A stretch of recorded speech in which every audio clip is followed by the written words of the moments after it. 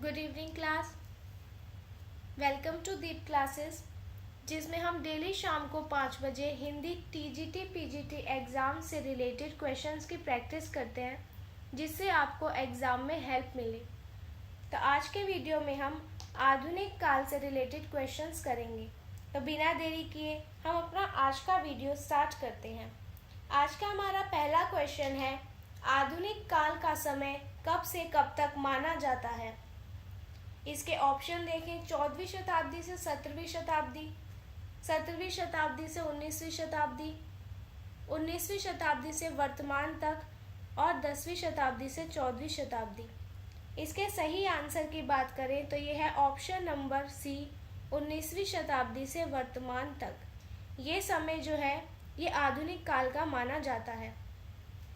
रीति काल, भक्ति काल और आदिकाल, इन्हीं की तरह ही आधुनिक काल के समय भी अलग अलग विद्वानों द्वारा अलग अलग दिए गए हैं। ये जो समय दिया गया ये डॉक्टर नगेंद्र द्वारा दिया गया। इनके अलावा जो आधुनिक काल का समय बताया गया उसमें आ जाएगा संवत 1900 से 1984। ये समय माना रामचंद्र शुक्ल ने।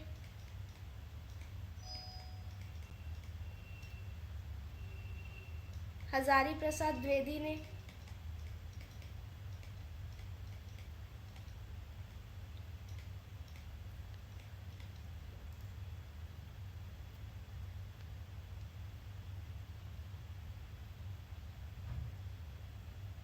इसके अलावा आधुनिक काल का समय राम कुमार वर्मा ने दिया।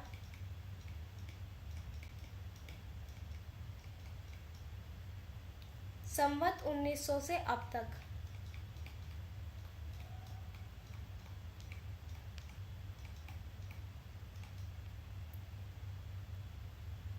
एक समय सामने आया सन 1857 से अब तक। ये समय दिया गया डॉक्टर गणपति चंद्र गुप्त द्वारा।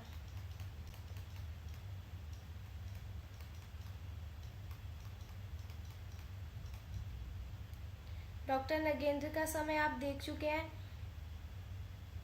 सन 1857 से अब तक के डॉक्टर गणपति चंद्र गुप्त के अलावा डॉक्टर बच्चन सिंह ने भी यही समय दिया आधुनिक काल का।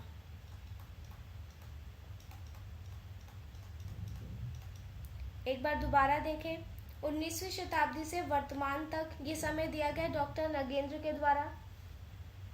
संवत 1900 से 1984 तक ये समय दिया गया रामचंद्र शुक्ल और हजारी प्रसाद द्विवेदी द्वारा। सन 1900 से अब तक का समय दिया गया रामकुमार वर्मा के द्वारा। और सन 1857 से अब तक ये समय दिया गया डॉक्टर गणपति चंद्र गुप्त और डॉक्टर बच्चन सिंह द्वारा। नेक्स्ट क्वेश्चन देखें, आधुनिक काल को कितने प्रमुख युगों में बांटा गया है। 2, 3, 4 या फिर 5। इसका सही आंसर है ऑप्शन नंबर सी, 4। आधुनिक काल को जो है वो 4 युगों में बांटा गया। इसका जो पहला युग है वो है भारतेंदु युग।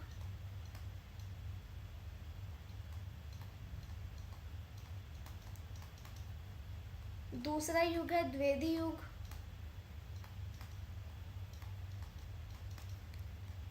तीसरा छायावादी युग।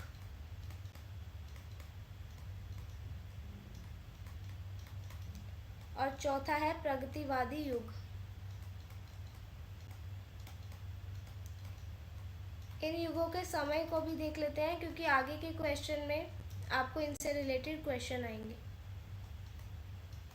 1868 से 1900 तक का समय है भारतेंदु युग का। 1900 से 1918 का समय है द्विवेदी युग का। 1918 से 1937 का समय है छायावादी युग का। और 1937 से वर्तमान तक का जो समय है वो है प्रगतिवादी युग का। आगे बढ़ते हैं, भारतेंदु युग का समय कब से कब तक माना जाता है। मैंने अभी आपको बताया भारतेंदु युग का समय माना जाता है 1850 से 1900 ईस्वी तक का। भारतेंदु युग जो है वो हिंदी के आधुनिक काल का प्रथम चरण माना जाता है और इसका समय माना जाता है 1850 से 1900 ईस्वी। इसके अन्य विकल्पों को देखें, 1900 से 1920 का जो समय है ये द्विवेदी युग का समय है। 1920 से 1936 का जो समय है ये है छायावादी युग।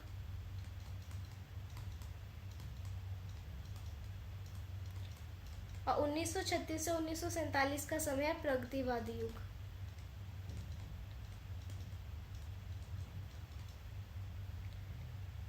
भारतेंदु युग के अगर हम कवियों की बात करें, इसमें जो साहित्यकार आए वो हम यहीं पे देख लेते हैं।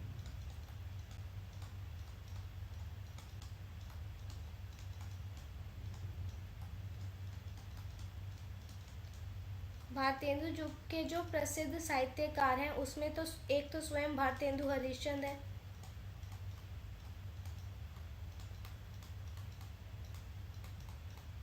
इनके अलावा है बालकृष्ण भट्ट,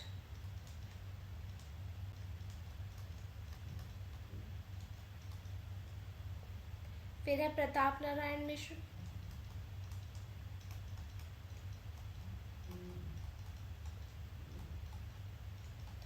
और एक आ जाएंगे बद्री नारायण प्रेमघन।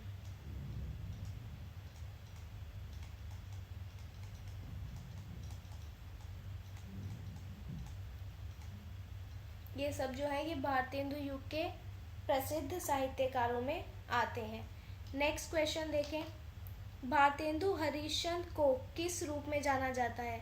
छायावादी कवि, द्विवेदी युगीन लेखक, आधुनिक हिंदी साहित्य के जनक या फिर प्रगतिवादी आलोचक? इसका आंसर है ऑप्शन नंबर सी, आधुनिक हिंदी साहित्य के जनक। तो भारतेंदु हरिश्चंद्र जो है इन्हें आधुनिक हिंदी साहित्य का जनक माना जाता है, और ऐसा इसलिए माना जाता है क्योंकि इन्होंने क्या किया, हिंदी साहित्य में सबसे पहले नव जागरण की शुरुआत की, और इसके अलावा भी इन्होंने हिंदी साहित्य में अपना बहुत योगदान दिया। इन्होंने क्या किया, इन्होंने हिंदी में जो है गद्य लेखन की शुरुआत की। इन्होंने नाटक, निबंध, कहानी इन सब का लेखन किया। साथ ही साथ इन्होंने अपनी 3 पत्रिकाएं भी प्रकाशित की। इनकी जो 3 पत्रिकाएं हैं इनके बारे में जानते हैं, भारतेंदु की पत्रिकाओं के बारे में। एक है कवि वचन सुधा, एक है हरिश्चंद्र मैगजीन,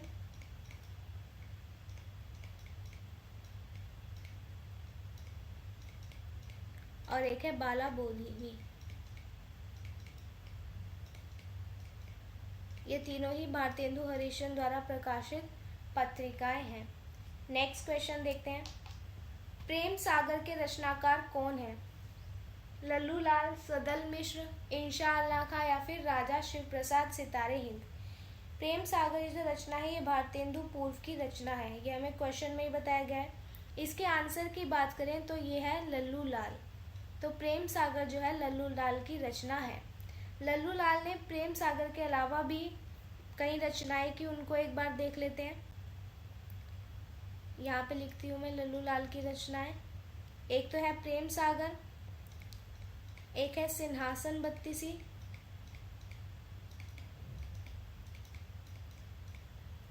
बेताल पचीसी,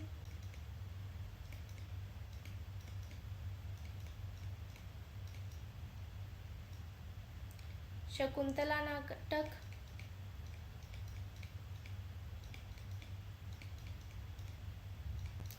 ये जो सिंहासन बत्तीसी है, बेताल पच्चीसी और शकुंतला नाटक, इन तीनों का ही लल्लू लाल ने अनुवादन किया था। इसके अलावा इन्होंने लिखा राजनीति, सभा विलास, माधव विलास और एक है इनकी लाल चंद्रिका, जो कि एक टीका है। ये सभी जो रचनाएं हैं ये है लल्लू लाल की। बाकी के ऑप्शन देखें, सदल मिश्र की रचनाओं को देखते हैं।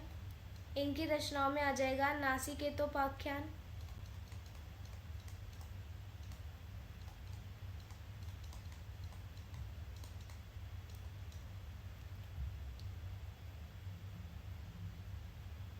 सोनम के थंब,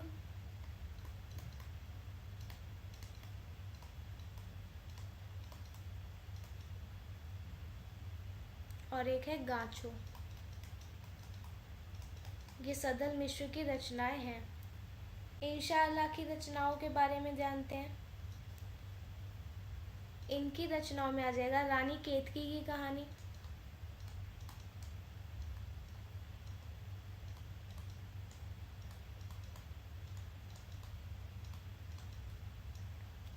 दायरा-ए-लतफ़त,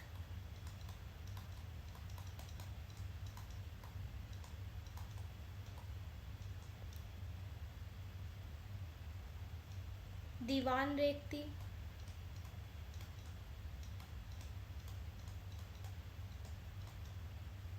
और दीवाने फारसी।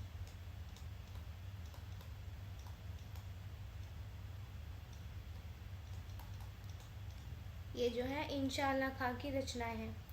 अब राजा शिव प्रसाद सितारे हिंद की रचनाओं को देखते हैं।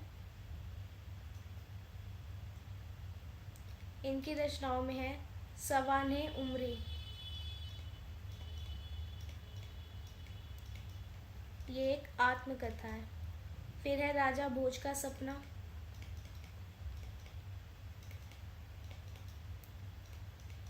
ये एक कहानी है। फिर आ जाएगा आलसियों का कोड़ा,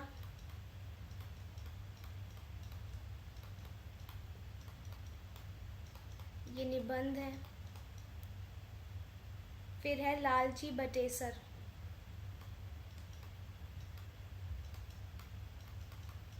ये जो है कहानी है। फिर है हाथी और चींटी, ये भी इनके द्वारा रचित एक कहानी है। और एक है दुर्वैसनी राजा,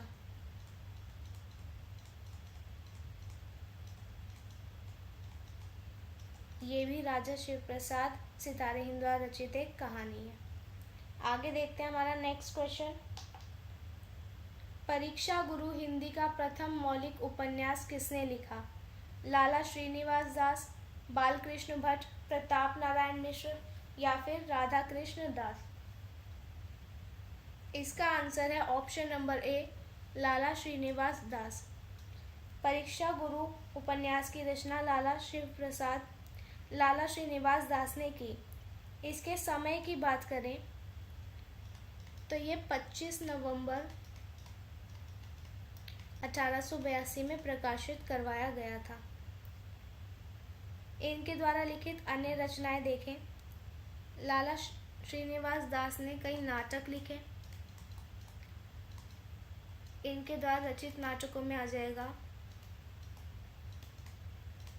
प्रहलाद चरित्र, तप्ता संवरण,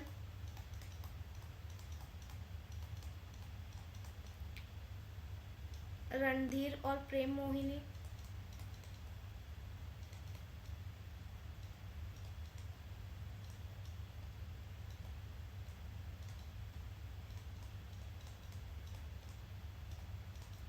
संयोगिता स्वयंवर,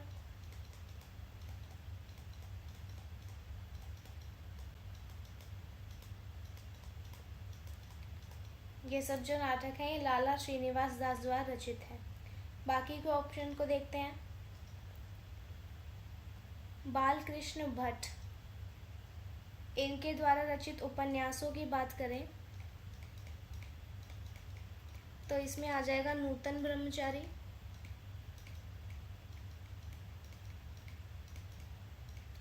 सौ अजान एक सुजान,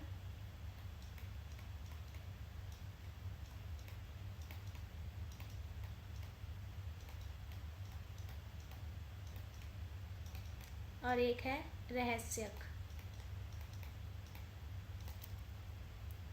आगे देखते हैं प्रताप नारायण मिश्र के उपन्यासों को। इन्होंने जो है बहुत सारे उपन्यासों का अनुवाद किया है, तो इनके द्वारा अनुवादित उपन्यासों को देखते हैं।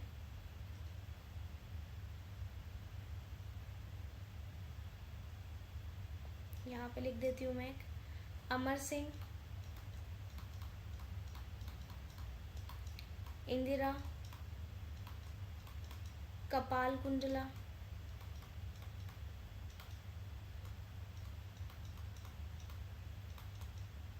देवी चौधरानी,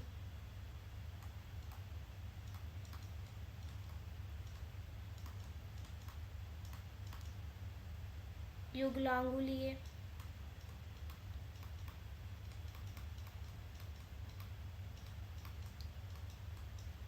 राज सिंह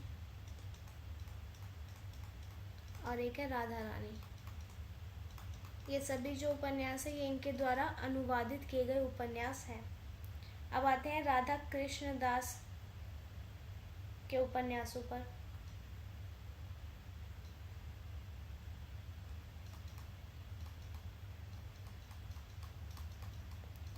इनके उपन्यासों में आ जाएगा निसहाय हिंदू,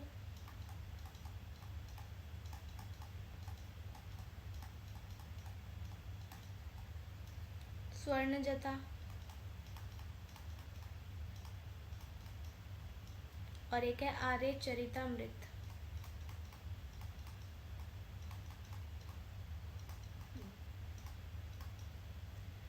आगे बढ़ते हैं अपने नेक्स्ट क्वेश्चन पर। कवि वचन सुधा पत्रिका का संपादन किसने किया? महावीर प्रसाद द्विवेदी, भारतेंदु हरिश्चंद्र, बालकृष्ण भट्ट या फिर प्रेमचंद? इसका आंसर है option number B, Bharatendu Harishchandra. Bharatendu Harishchandra ने कवि वचन सुधा पत्रिका का संपादन किया और ये पत्रिका जो है 1867 में प्रकाशित हुई थी। इसके अलावा भारतेंदु ने 2 और पत्रिकाओं का प्रकाशन किया, उनके बारे में जानते हैं। एक तो यही हो गई कवि वचन सुधा, एक है हरिश्चंद्र चंद्रिका,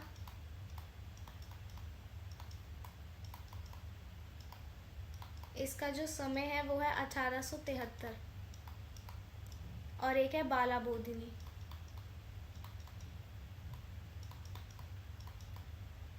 इसका समय है 1874।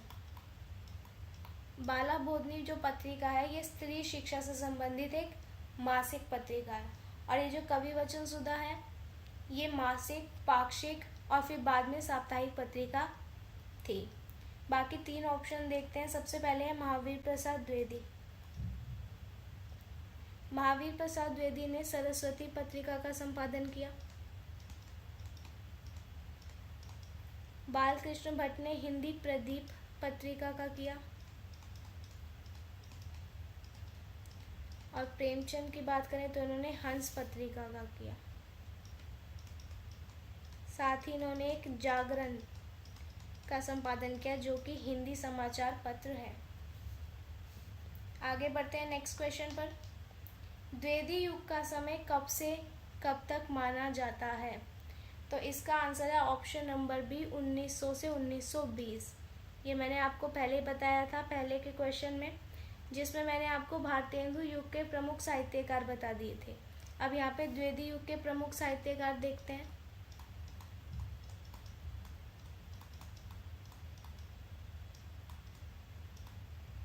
एक तो इसमें महावीर प्रसाद द्विवेदी खुद आ जाएंगे,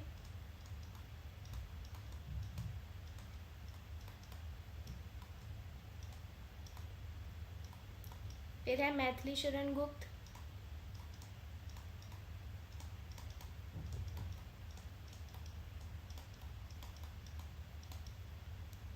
और एक आ जाएंगे अयोध्या सिंह उपाध्याय हरियूद।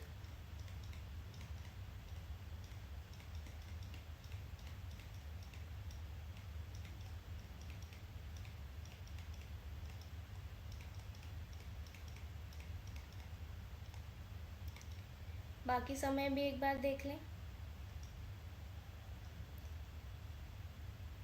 1850 से 1900 का समय जो है ये भारतेंदु युग है। 1920 से 1936 छायावाद युग है, और 1936 से 1947 प्रगतिवाद युग है। नेक्स्ट क्वेश्चन देखते हैं।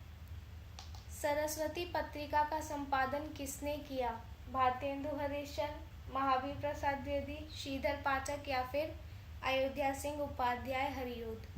आज की वीडियो में मैंने आपको बता दिया था सरस्वती पत्रिका का संपादन जो है महावीर प्रसाद द्विवेदी ने किया। भारतेंदु हरिश्चंद्र की 3 पत्रिकाएं थी, वो मैं आपको बता चुकी हूँ।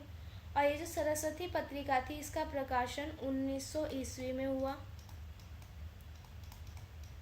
और ये पत्रिका चिंतामणि घोष के द्वारा जो है स्थापित की गई थी और हिंदी साहित्य के विकास में इसने बहुत महत्वपूर्ण भूमिका निभाई। महावीर प्रसाद द्विवेदी ने क्या किया, 1903 से 1920 तक इसका संपादन किया।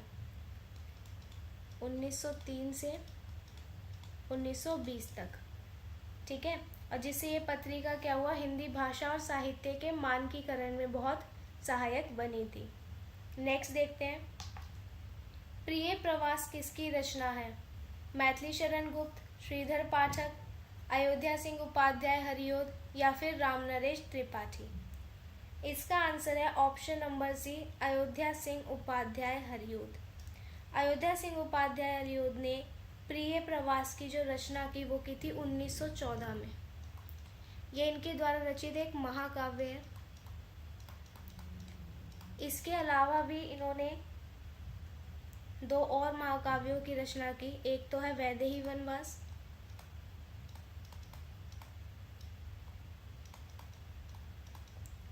जो 1940 में आया, और एक है पारिजात, ये आया 1937 में।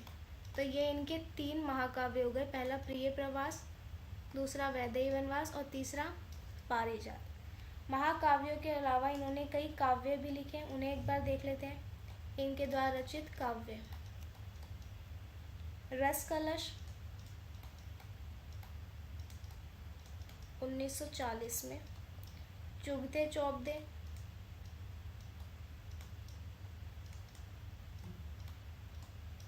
1932 में, चौखे चौबदे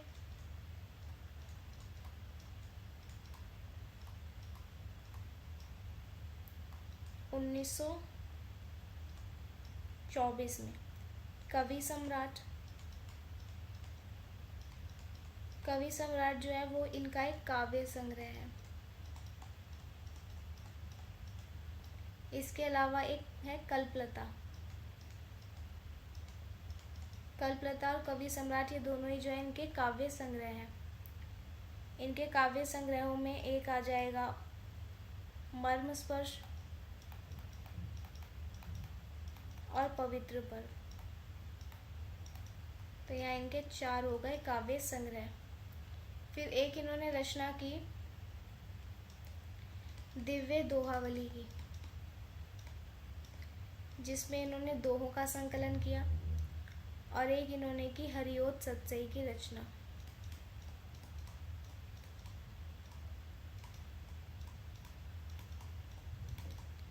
जो कि सतसई शैली में रचित इनका एक काव्य है। इसके अलावा इनके उपन्यास भी हैं, इनके उपन्यासों को देखते हैं। इनके उपन्यास में आ जाएगा ठेठ हिंदी का ठाठ,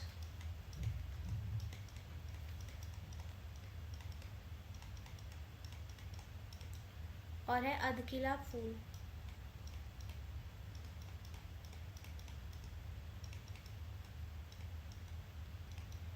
इन्होंने नाटकों की भी रचना की जो बहुत प्रसिद्ध है। इनके नाटक देखते हैं। इनके नाटकों में आ जाएगा रुक्मिणी परिणय,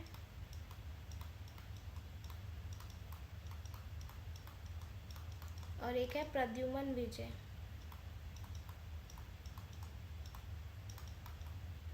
ये इनके द्वारा रचित नाटक है। इसके साथ इन्होंने एक ललित निबंध भी लिखा, वो भी देख लेते हैं।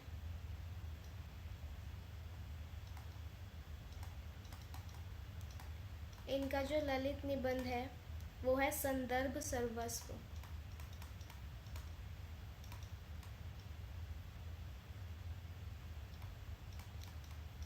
और एक इनकी आत्मकथा है, वो है इतिवृत्त। तो ये सभी जो रचनाएं हैं ये अयोध्या सिंह उपाध्याय हरिओद द्वारा रचित है। इनके अलावा भी इनकी रचनाओं में इनकी आलोचनाएं आ जाती है। इनकी आलोचना भी हम यहीं पे देख लेते हैं, तो जिससे हमारा ये टॉपिक इनके बारे में पूरा हो जाएगा। इनकी आलोचना है हिंदी भाषा और साहित्य का विकास।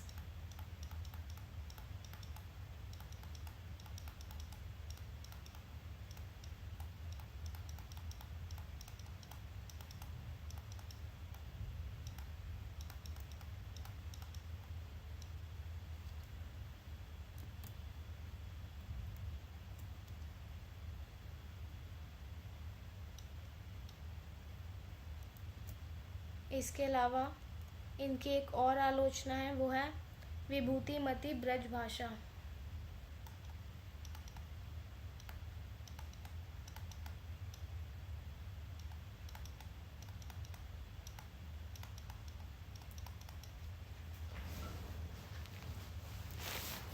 ये सभी रचनाएं हो गई अयोध्या सिंह उपाध्याय हरियोध की।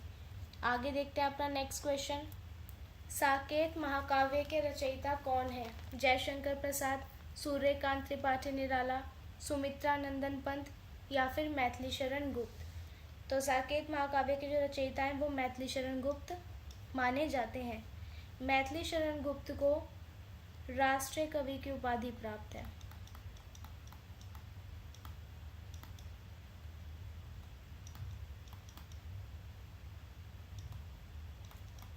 ठीक है, मैथिली शरण गुप्त के अन्य रचनाओं के बारे में देखें तो मैथिली शरण गुप्त ने जो है कई महाकाव्य लिखे, तो इनके महाकाव्य देखते हैं। एक आपने देखा साकेत, इसका समय था 1931। फिर है यशोधरा 1932। फिर है जयद्रथ वध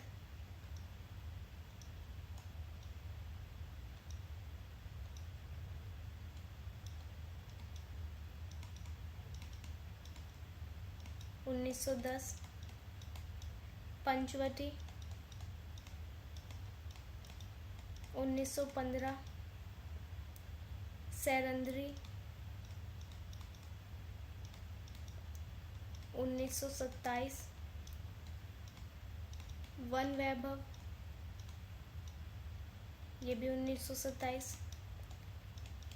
शक्ति 1927। द्वापर 1936।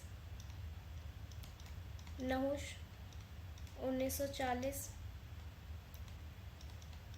करबला 1942। हिडिंबा 1950। विष्णुप्रिया 1957 और एक है रत्नावली 1960। ये सभी जो है इनके द्वारा रचित महाकाव्य हैं। इनके अलावा इन्होंने खड़ी बोली में भी कुछ काव्य लिखे, तो वो भी हम देख लेते हैं। इनके खड़ी बोली के काव्य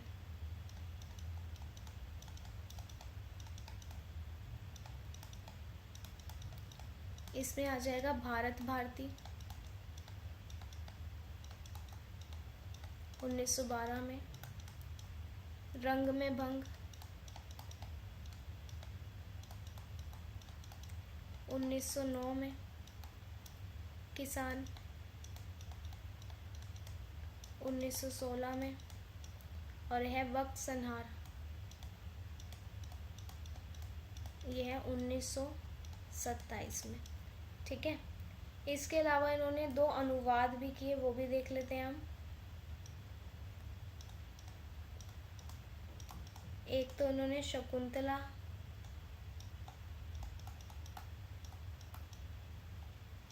कालिदास के नाटक का अनुवाद किया, और एक क्या मेघनाथ वध, ये जो है बंगाली काव्य का अनुवाद है। तो ये सब हमने मैथिली शरण गुप्त के बारे में जाना।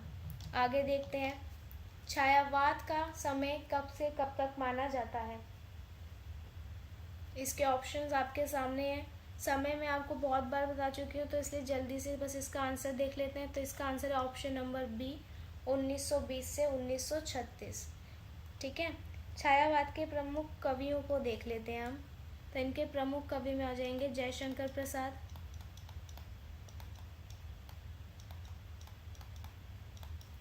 सूर्यकांत त्रिपाठी निराला,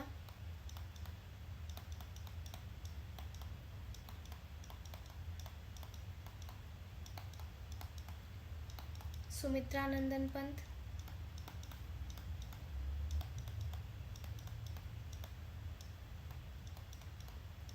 और है महादेवी वर्मा। ये सभी जो है ये छायावाद के प्रमुख कवि माने जाते हैं, और इन्हीं चारों को है छायावाद का स्तंभ भी माना जाता है।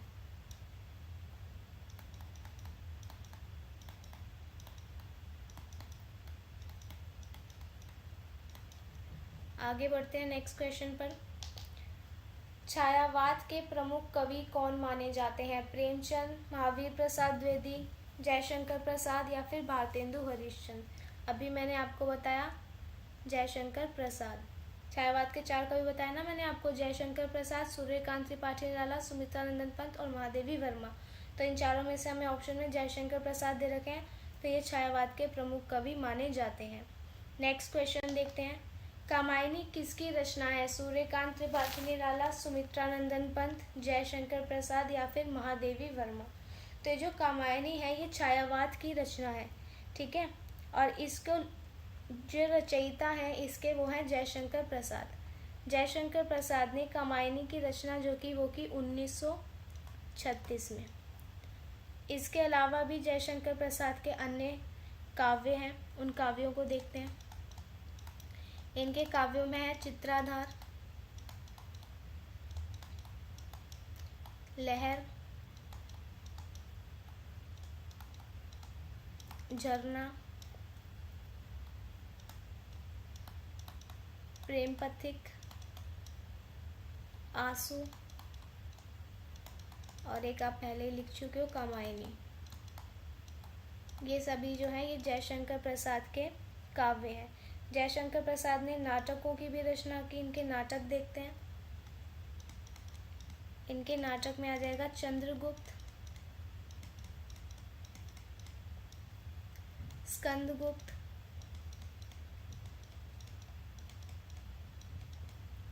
ध्रुव स्वामिनी,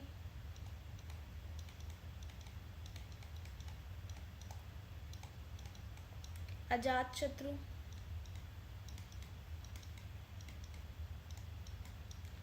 राज्यश्री, विशाख, कल्याणी परिणय,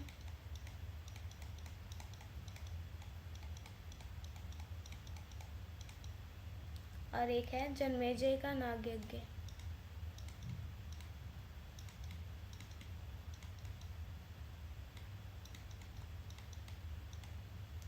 ठीक है। इसके अलावा जयशंकर प्रसाद के उपन्यासों को एक बार देख लेते हैं। इन्होंने जो है 3 उपन्यासों की रचना की, जिसमें है कंकाल, तितली और इरावती। इरावती जो है वो इनके द्वारा लिखा गया अपूर्ण उपन्यास है। इनके निबंध संग्रह की बात करें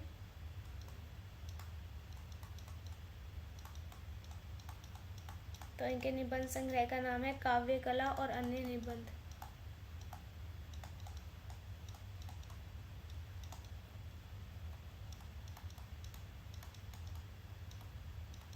ठीक है। तो ये सब हमने जाना जयशंकर प्रसाद के बारे में। आगे हम देखते हैं इनके बाकी के जो ऑप्शंस दे रखे हैं। सूर्यकांत त्रिपाठी निराला, इनकी रचनाओं को एक बार देखते हैं।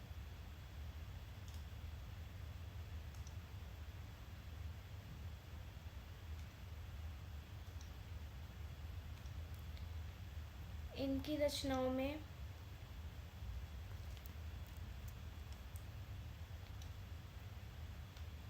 एक सेकेंड,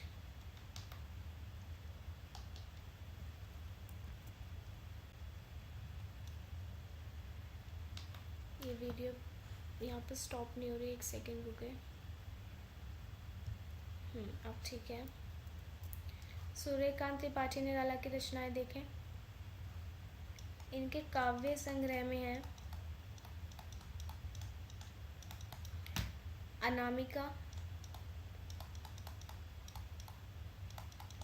परिमल, गीतिका,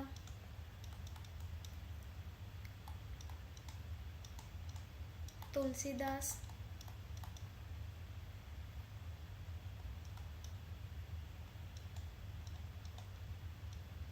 कुकुरमुत्ता, अनिमा, बेला, नए पत्ते, अर्चना, आराधना,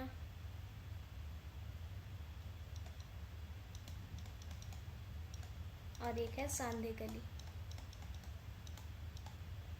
ये सभी सूर्यकांत त्रिपाठी निराला के काव्य संग्रह हैं। इनके उपन्यास देखें।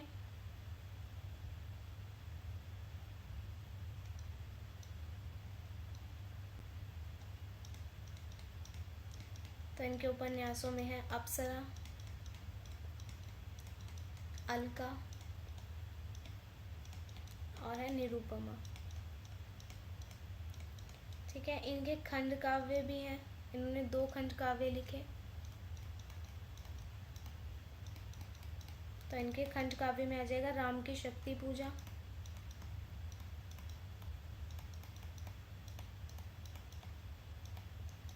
और एक है निरूपमा। ठीक है। सुमित्रानंदन पंत के बारे में देखते हैं। यहाँ पे लिख देती हूँ मैं इनकी रचनाएं। सुमित्रानंदन पंत के काव्य संग्रह में आ जाएगा वीणा, ग्रंथि, उच्छ्वास, पल्लव, युगांत, युगवाणी,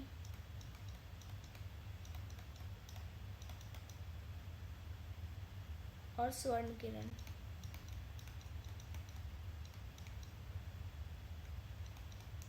ठीक है। इन्होंने जो एक महाकाव्य भी लिखा, सुमित्रानंदन पंत का जो महाकाव्य है वो है लोकायतन। यहाँ हमने सुमित्रानंदन पंत के बारे में जाना। अब महादेवी वर्मा के काव्य संग्रह देख लेते हैं एक बार। यहाँ पे लिख देती हूँ मैं महादेवी वर्मा। इनके काव्य संग्रह में आ जाएगा निहार, रश्मि, नीरजा, सांधे गीत, दीपशिखा, सप्तपर्णा,